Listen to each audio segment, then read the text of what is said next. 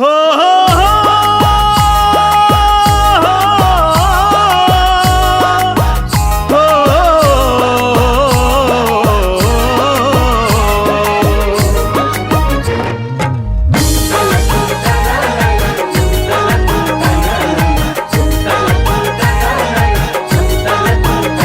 हमार भैया हो बड़का भैया, हमार भैया वतन के सिपाही, हम किसानी करावल करीले।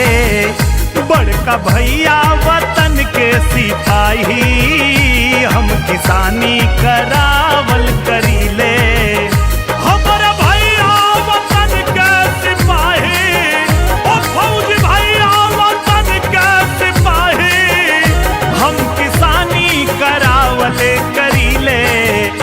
भैया बॉर्डर पे हो भैया बॉर्डर पे पुनवा बहावे, हम पसीनवा बहावल करीले।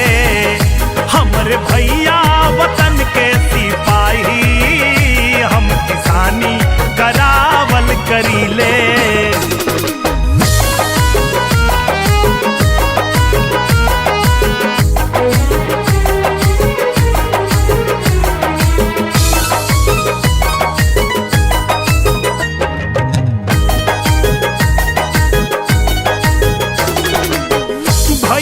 कान पे बंदूक बहरिया शोभे, हमारे कान पे फवड़ा यो कुदरिया शोभे। भैया के सिर जंगी टोपी के सरिया शोभे, हमारे सिर पे किसानी का पगरिया शोभे। दुश्मन का सर बड़का भैया, ओ काटा दुश्मन का सर फौजी भैया, हम फसलिया कटावल करीले।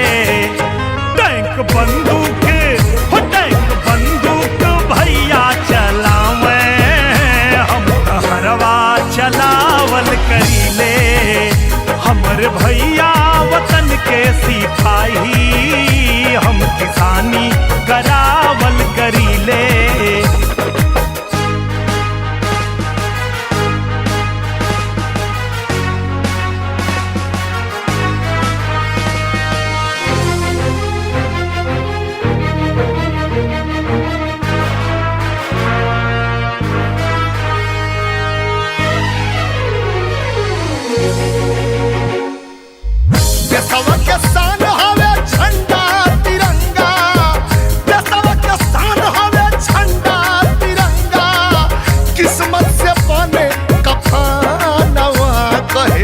देसावा के जवानवा कहे, देसावा के जवानवा। लांगी जे बाडर तक काटब टंगरिया, लांगी जे बाडर तक काटब टंगरिया। कढ़ी लेब दूनो नया नवा कहे, देसावा के जवानवा कहे, देसावा के जवानवा।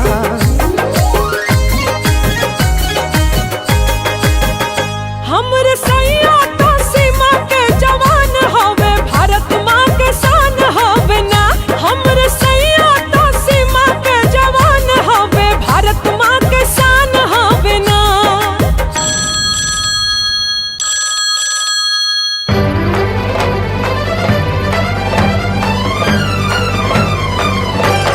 ईद आ बताए भैया घरे आए बाकी ना।